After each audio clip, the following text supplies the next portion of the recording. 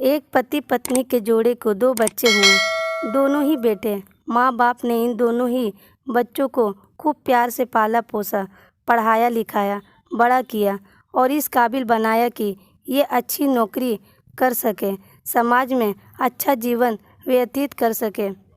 अपने बच्चों के लिए दिन रात कड़ी मेहनत करके एक बंगले जैसा 2 मंजिला घर बना कर दिया, ताकि दोनों बेटे शादी के बाद भी एक साथ लेकिन अलग अलग कमरों में रह सकें, ताकि आगे चलकर कभी बंटवारे का विचार ना आए और इनमें लड़ाई झगड़े ना हो। दोनों बेटे को अच्छी नौकरियां लग गई, दोनों की ही शादी हो गई। बड़ा बेटा जो घर के पहले माले पर रहता था, उसको एक बच्चा भी हुआ। पोते का मुंह देखकर दादा दादी बहुत खुश हुए। सब ठीक चल रहा था, लेकिन थोड़े ही दिनों बाद बूढ़े पति की मौत हो गई।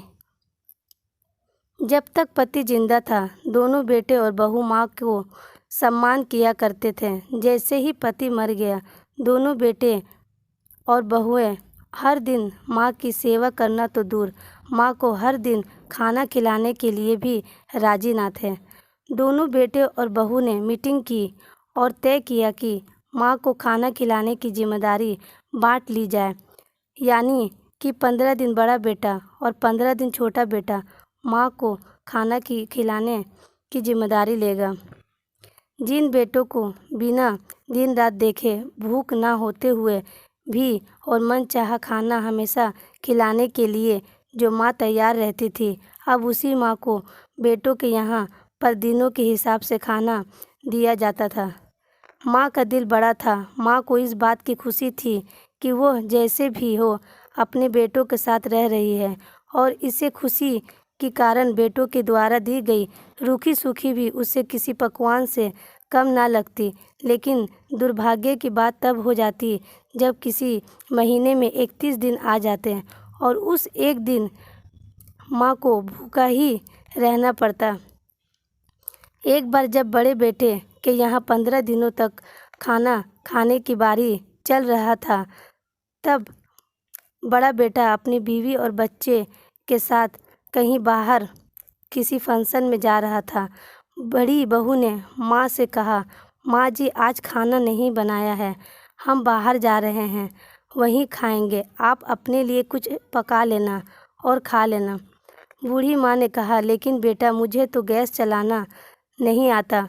बहू ने कहा, तो फिर ऐसा कीजिए कि पास वाले मंदिर में भंडारा लगता है, आप वहीं पर जाकर खा लीजिए, तो आपको गैस चलाने की ज़रूरत ही नहीं पड़ेगी।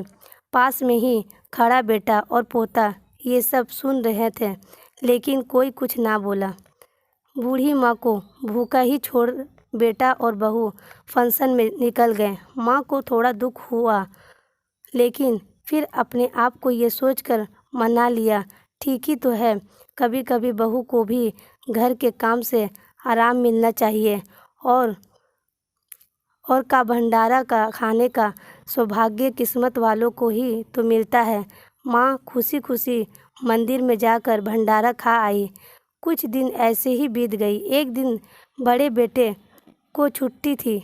बेटा, बहू और उनका बच्चा अपने घर में साथ में समय बिता रहे थे। माँ बाप छोटे बच्चे को पूछ रहे थे कि वो बड़ा होकर क्या बनना चाहता है और क्या करना चाहता है। छोटे बच्चे ने बड़े ही सरल भाव से माँ बाप को उत्तर देते हुए कहा, वो बड़े होकर वकील बनना चाहता है और उसकी इच्छा इस घर से भी बड़ा एक घर लेने की है, लेकिन वो घर मंदिर के पास होना चाहिए।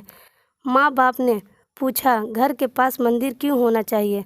तब बच्चा माँ बाप से कहता है, घर के पास मंदिर इसलिए होना चाहिए ताकि जब मैं बड़ा होकर किसी फंक्शन में बाहर जाऊं तो आप दोनों को ज़्यादा तकलीफ़ ना हो। मंदिर नज़दीक रहेगा तो आपको ज़्यादा दूर जाकर भंडारा नहीं खाना पड़ेगा। मासूम बच्चे की ऐसा जवाब सुनकर दोनों ही के पैरों तले से ज़मीन खिसक गई। उन्हें अपने गलतियों का एहसास अब जाकर हुआ था, जो उनके 5 साल के बेटे ने पहले ही कर लिया था।